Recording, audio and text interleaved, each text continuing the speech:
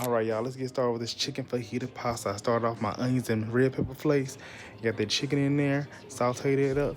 Listen, add the tri-colored bell peppers in there. And don't forget that pasta water, y'all. Always make sure you add that pasta water.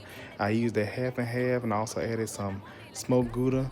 And then, y'all, this cheese right here, this Tillamook cheese is so good, y'all. Please make sure y'all try that cheese.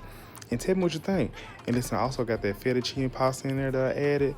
Tossed it up real good. Listen, add a little bit more cheese in there because you know I need that cheese and you see how good that is. Listen, y'all, don't forget to like and subscribe.